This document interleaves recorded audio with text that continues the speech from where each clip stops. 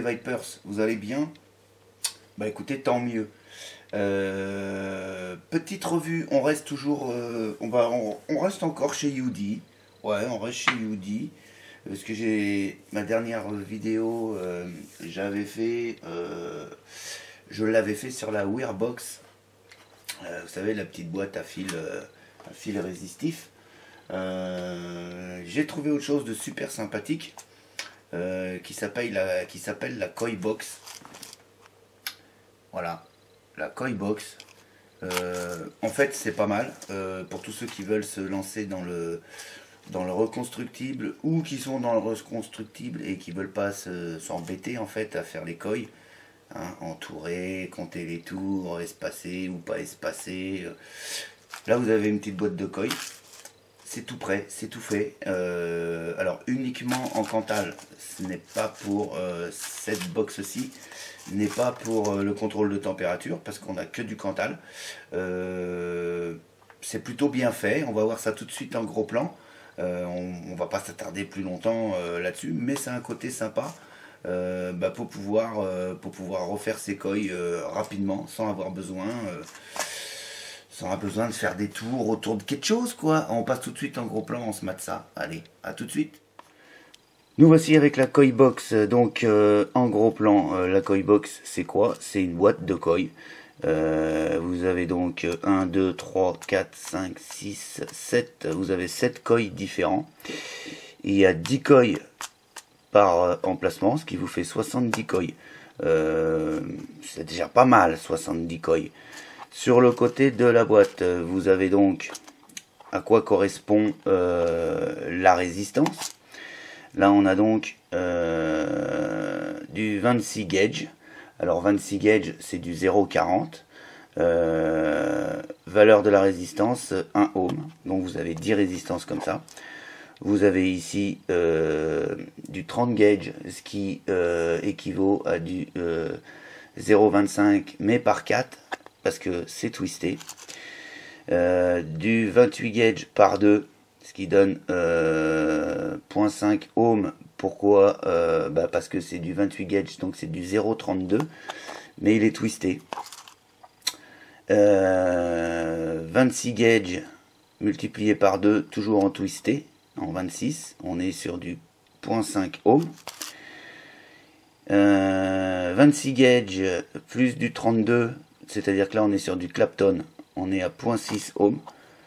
Voilà, du Clapton, donc on a 26 gauge, c'est-à-dire du 0,40 pour faire l'âme du Clapton, et le fil qui s'entoure autour du 0,40 du 32 gauge, c'est-à-dire du 0,20. Voilà. Du 24 gauge en simple, en fait, hein, 24 gauge, donc c'est du 0,50. 10 koi aussi, et puis pour finir le 26 gauge en 1,2 ohm, 26 gauge du 0,40. Voilà, c'est sympa, c'est dans une boîte, petit dévidoir, c'est un côté sympa, hein. Alors je le répète, pour ceux qui veulent pas s'embêter à faire les koi, ou pour ceux qui se lancent dans le reconstructible, et pour eux la complexité c'est de fabriquer le koi, et ben là c'est tout fait. Et malgré tout, d'une très bonne qualité. C'est très bien fait. Hein. C'est très bien fait. On va prendre un autre modèle. On va aller chercher. Là, on a un modèle en twisté. Voilà. C'est relativement propre, c'est relativement bien fait. On a des bons koi. Et puis on va aller voir un petit Clapton. Et puis voilà, on aura fait le tour à peu près, hein, de cette petite boîte, je dirais fort sympathique. Voilà au niveau du Clapton ce que ça donne. Ils sont très propres. Vous avez des koi très propres. Voilà.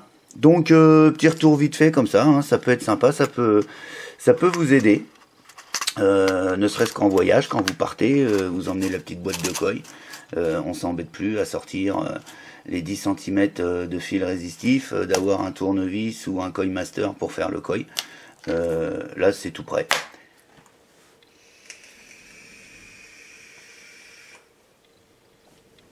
Voilà, petite boîte sympa, coil box, 70 coils, je le répète, il y a de quoi voir venir. Ils sont franchement de bonne qualité, hein.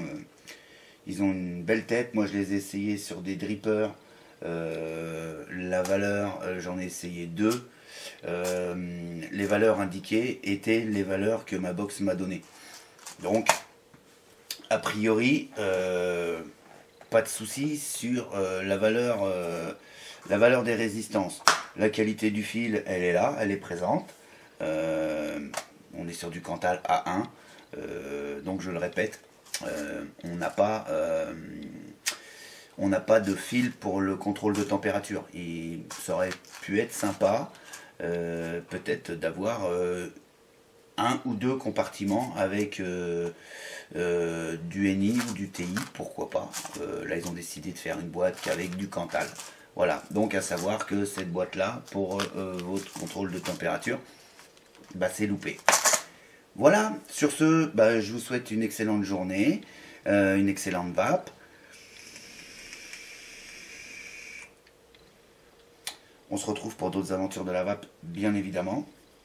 Comme d'habitude, on n'oublie pas les DUS. Pour les pros ou pour les pas pros, très bientôt au mois de mars, Innovaping Day. J'ai vu vite fait qu'il y avait une demi-journée qui va être le mardi après-midi. Ça va être ouvert au public, donc le lundi réservé aux pros, mardi matin réservé aux pros, mardi après-midi ouvert au public. Voilà, ça peut être sympa, Innovaping Day, je vous mettrai le lien aussi dans le descriptif de cette vidéo. Allez, bye bye, à bientôt et portez-vous bien. Bye.